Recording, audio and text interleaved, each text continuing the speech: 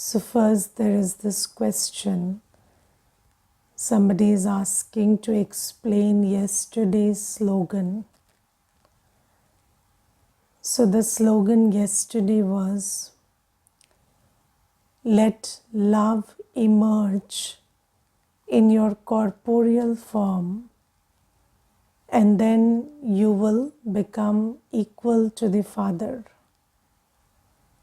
Now you see that we often hear from people around us, and we often also say ourselves that I have a lot of love in my heart for you, but you don't understand,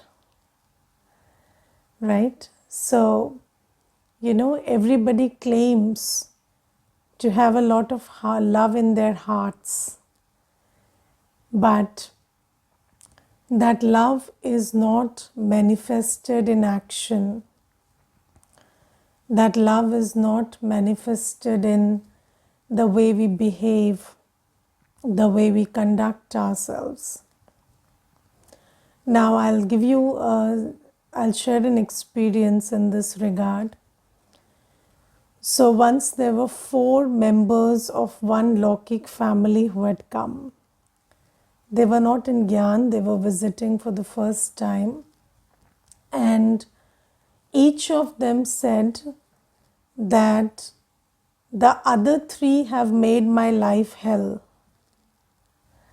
Right? And then I asked each of them individually, what is your heart's desire, or what do you hold in your heart for the 3 of them? And each one said, I have a lot of love in my heart for them. But it was very interesting that everybody has a lot of love in their heart, but yet when they come together, they are making each other's life miserable. And that is because, our love that we hold in our heart, sometimes it is very misunderstood. Sometimes we are thinking of attachment and lust as love.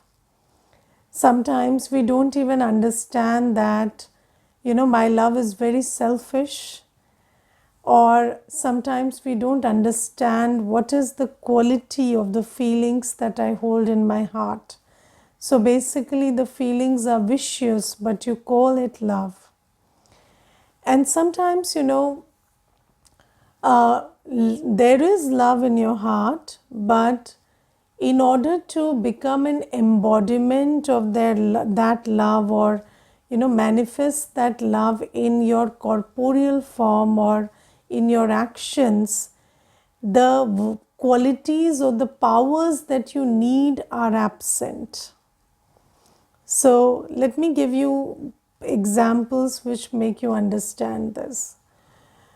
So first, when we talk about, love, we say there's love in my heart, but there's selfish intent or vicious intent. And then in that intention, I say there is love in my heart, but that love is blocked, or I withdraw that love when the expectations I have or what I want from the person is not met.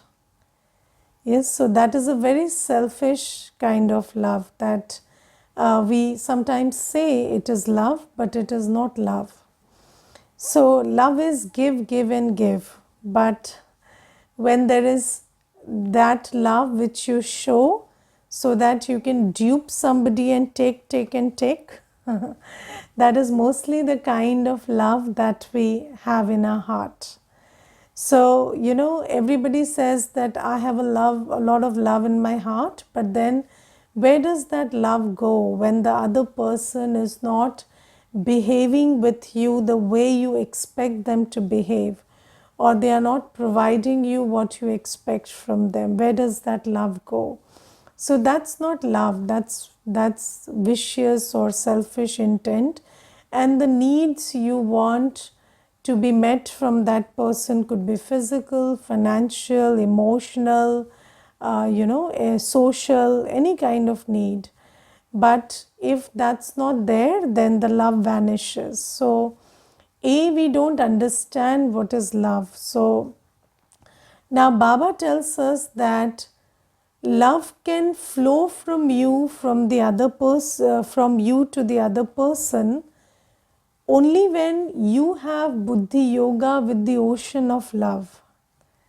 Yes, so Baba, the ocean of love, makes us loveful, and only then can we have true love in our heart, a love that gives, gives, and gives. So, that kind of love is only possible when your heart, your buddhi is connected with the ocean of love. So, that is one thing. So, when we follow Srimad, when we belong to Baba, when we nourish ourselves, sustain ourselves through Baba's teachings and vibrations, then we are capable of that spiritual, altruistic kind of love. So this is one thing. Second thing is, sometimes you have this strange idea that when you give and give, then you will take or receive in the same measure and in the same form. Right? Sometimes there is this wonderful idea that I don't know where we picked it from, but everybody thinks that if I am expressing my love in a certain form and in a certain intensity, then the other person should also match that form and intensity. So let's say your expression of love is to take physical care of somebody, or to cook food for somebody. Then you think that the other person should also be able to cook food for you or take care of you physically. But maybe that other person is not capable of the same thing as you, because everybody has different sanskars.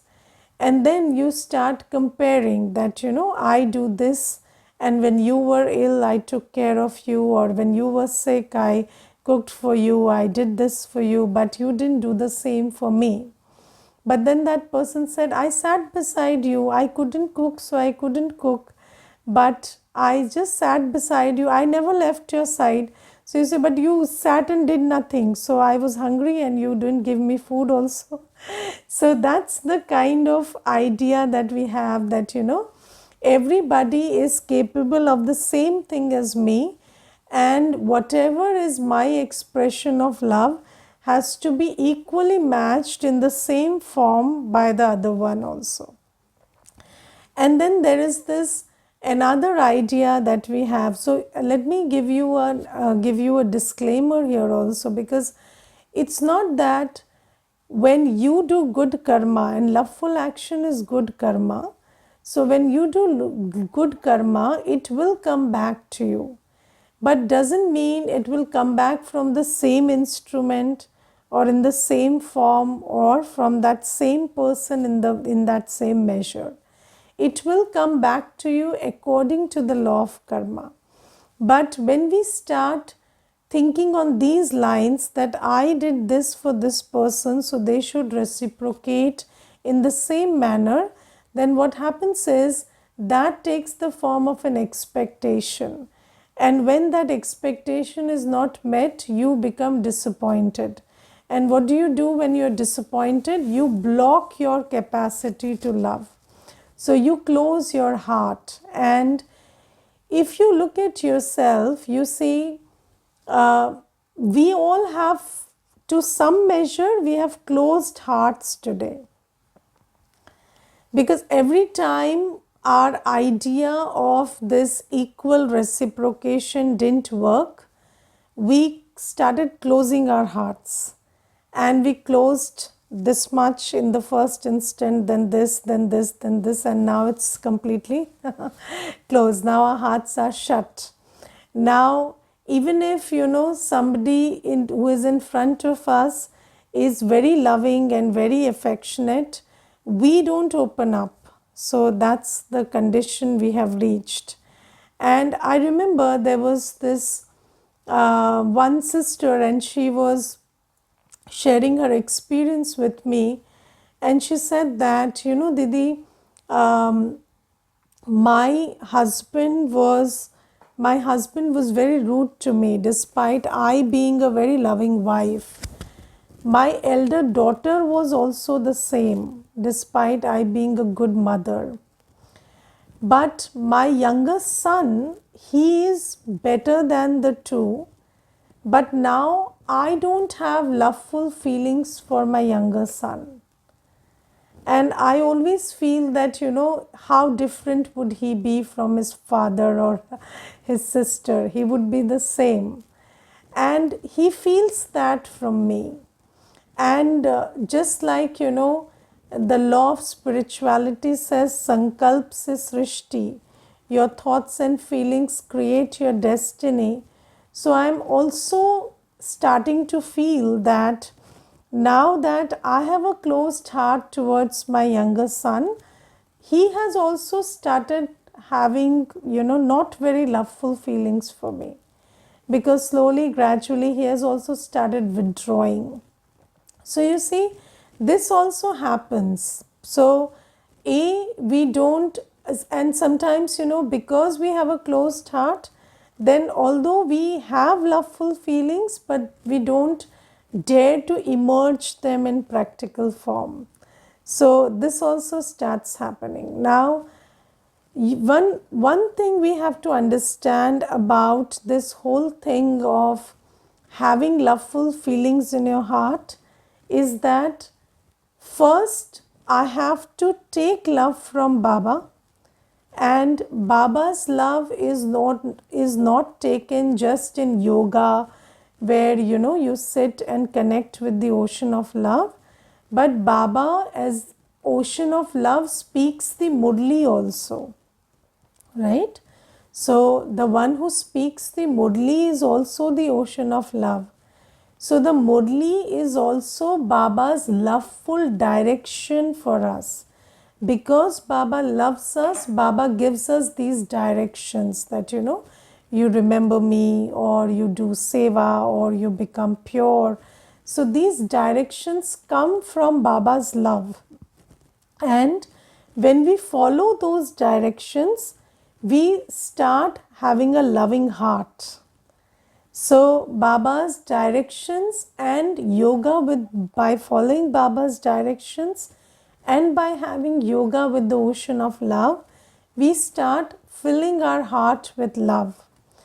And what is the practical expression of love? So, in order that we don't confuse ourselves by naming attachment and selfishness as love, so there are clear signs of, what is pure love.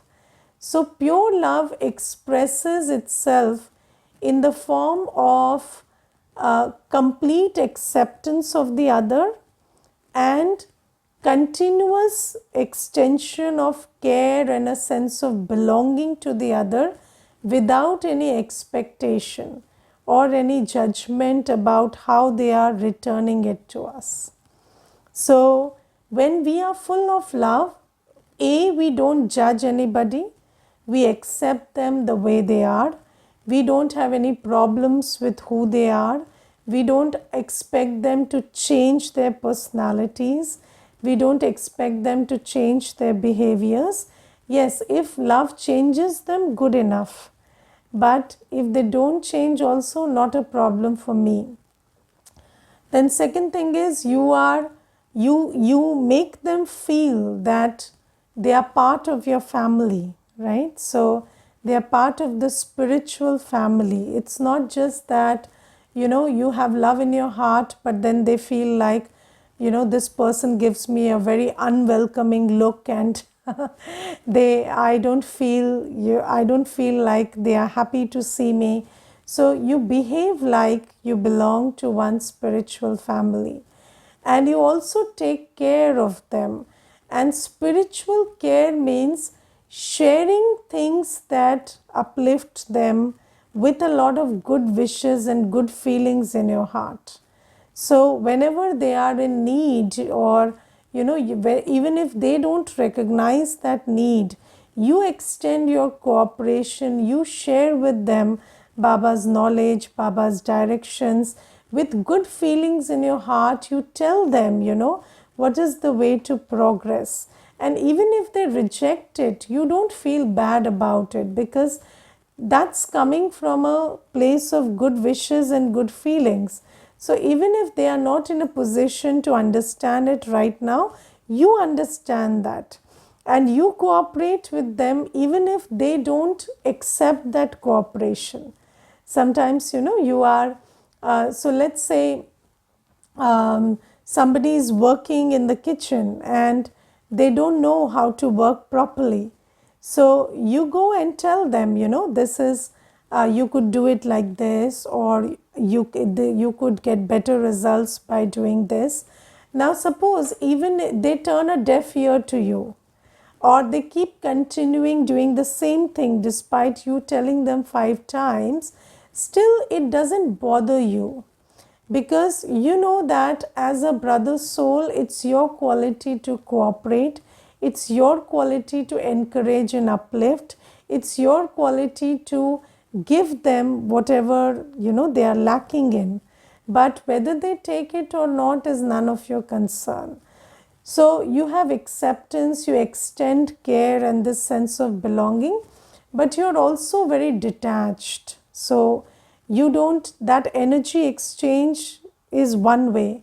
So you take it from Baba, give it to them, and even if they are giving you a different kind of energy, you don't buy that, or you are not affected by it. So this is the expression of pure love. Now, in order to do this continuously, you also need powers. Yes, and you need virtues, because you see, sometimes you extend love, but you don't have the virtue of humility.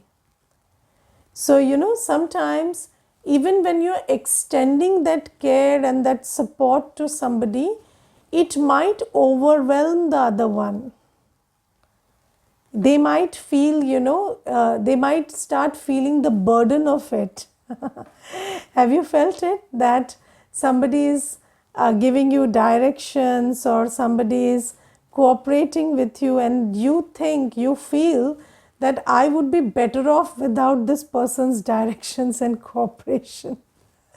So, why do you feel that? Because there is love, there is care, there is that, that quality to extend support, but there is lack of humility. So that comes across as a very full of ego action. And when there is so much vibration of ego, it starts overwhelming them. It starts, when you are doing it with I consciousness. So let's say I'm doing it, oh, I am giving you love, oh, I am taking care of you. So they also start feeling the burden of that I. Why are they doing it? So it's better they don't do it. So that is the thing that we have to incorporate in the form of a virtue. So there are many virtues that you need in order to be loveful. So sometimes, have you seen that people, sometimes you give somebody something and they reject it, and part of it could be because of their sanskar, but part of it also could be because of the manner you're giving it. So if you don't have humility in your giving, then sometimes the other person, even though they are in need of it, they will not accept it because it's not given with humility. And I remember, there was this one brother, and I have shared this in my earlier classes also. So this brother, he came and told me that my brother's daughter has a kidney failure, and there is a donor who is ready to donate their kidney to that daughter. but it's a very expensive treatment. That whole transplant is an expensive treatment, and my brother doesn't have the resources to do that. So I offered my assistance to my brother that your daughter is like my daughter, and I will support the transplant financially. But he said that let my daughter die, but I will not take money from you. So he said that my brother is so full of ego. But I told him, do you think that you offered everything with humility, just like the way you are telling it to me? Or do you think there was a lot of I in whatever you were offering? So maybe you said one line like, oh, because you can't afford, let me do it for your daughter. So it could be just one statement, but sometimes you are so full of ego that you don't realize that you're really hurting somebody's emotions. And then he said, but I'm giving help, so he should understand that he's in need. So I said, okay, so if it is like this, let's understand it like this. It was his need to be helped. You offered to help and he rejected it, correct? So whose loss is it? His. Why are you suffering?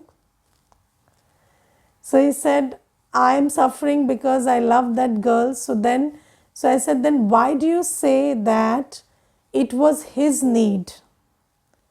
If you love your bhatiji, then you love your niece, then it's something that you need that you're offering. And you want her to be healthy. So did you offer it with that humility that I'm doing it for myself because it matters to me? So he said, probably not. So I said, try doing that.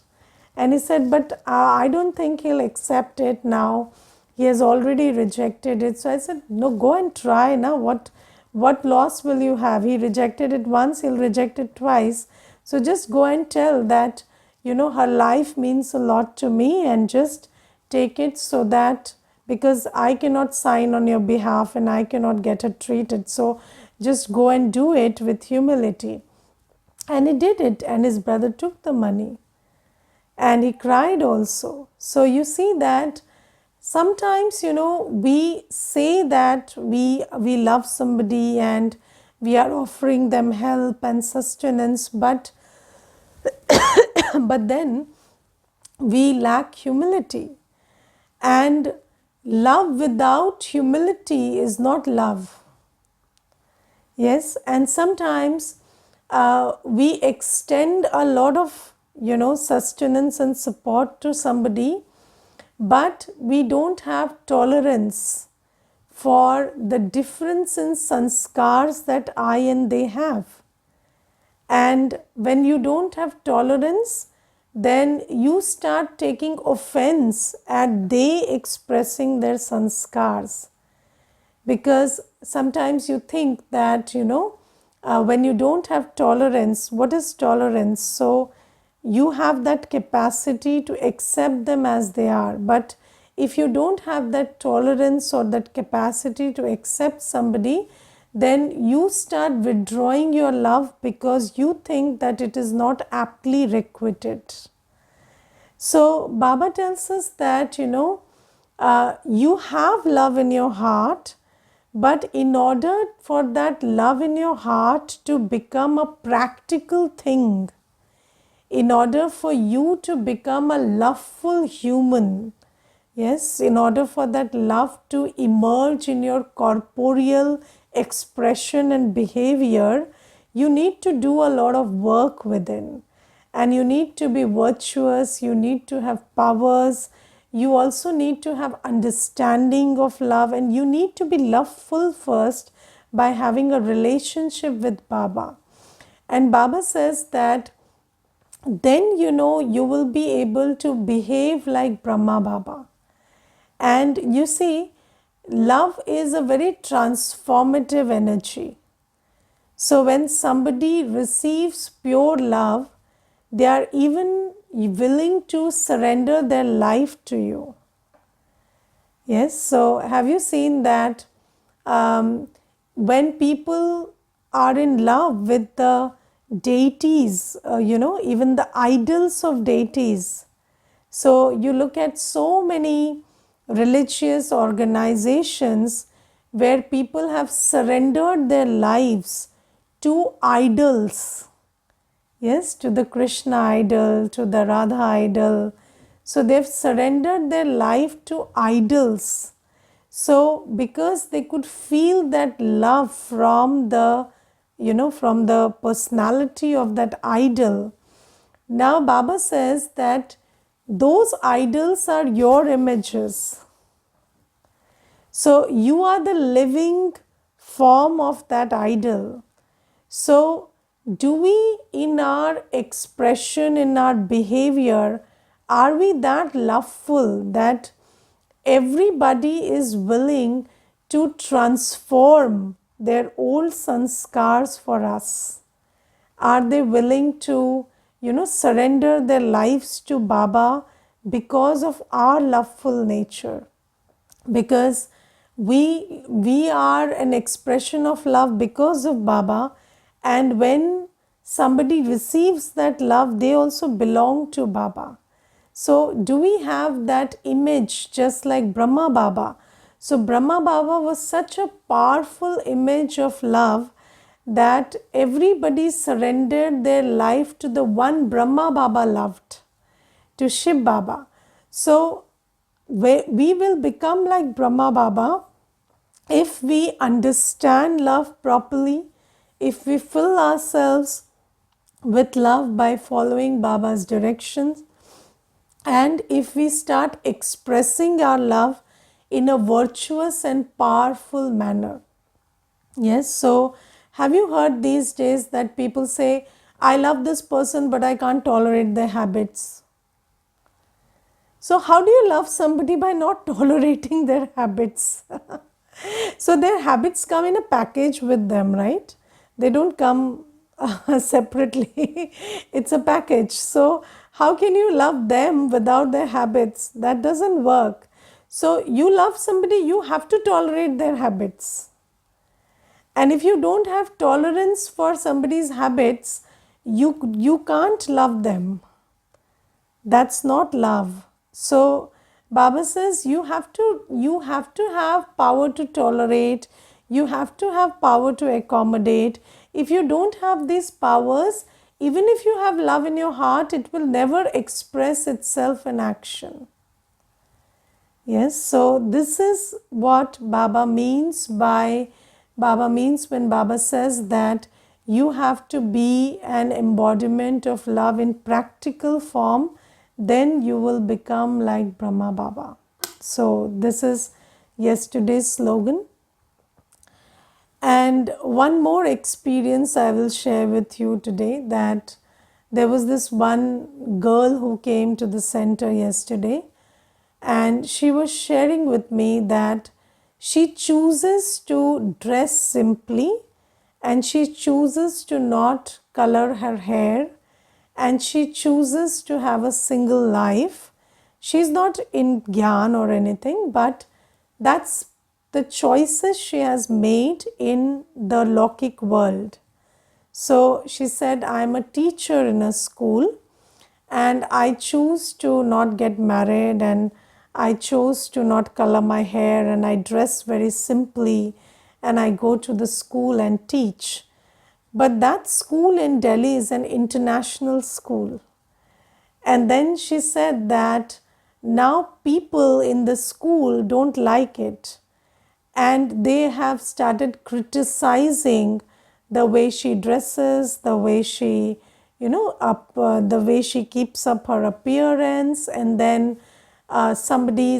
so she told me that people express their opinion that my colleagues or my principal, they express their opinion that I must dress well, or I must wear a certain kind of clothes, or I must color my hair, or I must, do certain things because it is in keeping with the image of the school and of the teachers of the school.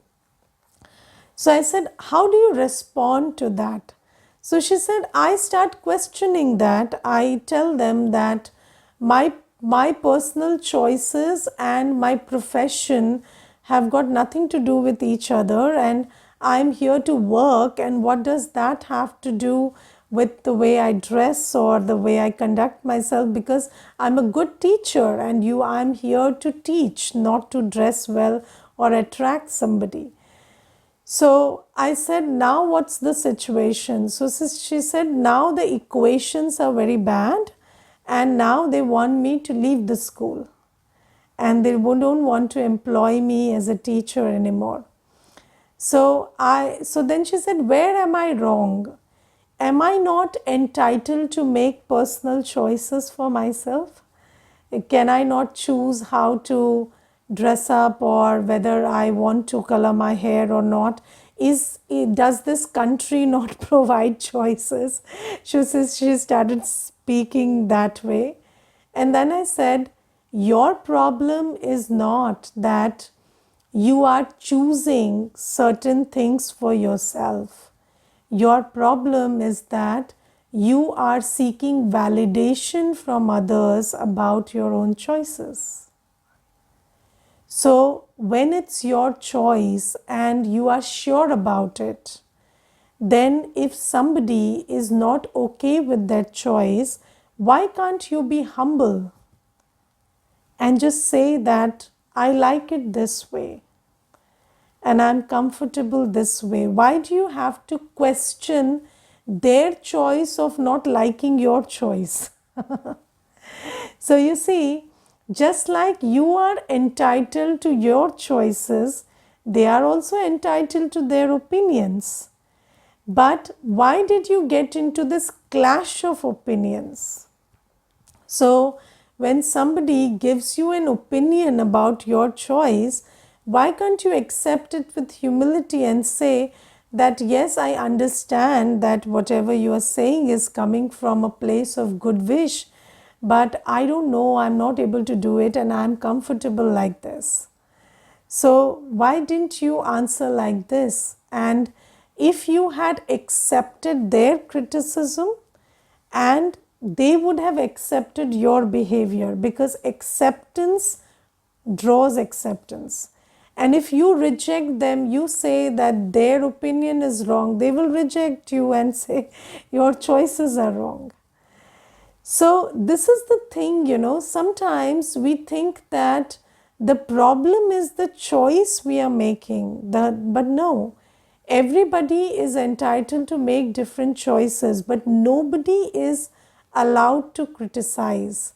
And if somebody else is criticizing you and you are encountering or combating or answering that criticism by criticizing them, then this only creates a vicious cycle. And it becomes very difficult to break out of this vicious cycle once it starts. So you have to be very careful that when somebody criticizes you, you understand that they are giving you a certain kind of energy, you don't accept it, and you have made your choices of life and you stick to them gracefully, lovingly. You don't give up on your virtues because somebody is questioning your choices. So this is why Baba today also tells us that it is important to realize the other person's feelings also. Yes, so just like you understand it's your sanskar to make certain choices, you have to understand it's their sanskar to criticize. But why are you making their sanskar your sanskar? Right? And transformation happens when you hold on to your sanskar and you don't question their sanskar. You understand and accept with grace and love and dignity whatever is the sanskar of the other. Okay, Om Shanti. Let's thank Baba for some time. Okay, what could be the starting point to break the vicious cycle? Again, it has to start from having a soul conscious drishti in remembrance of Baba. And now when you interact, don't hold on to the baggage of the past. Now have a fresh start, just like you meet a new person and you start interacting with them. Make this interaction fresh and new and have those same feelings of love and regard for the other person despite they carrying that baggage, and slowly they will also be free from that past baggage. Okay, Om Shanti.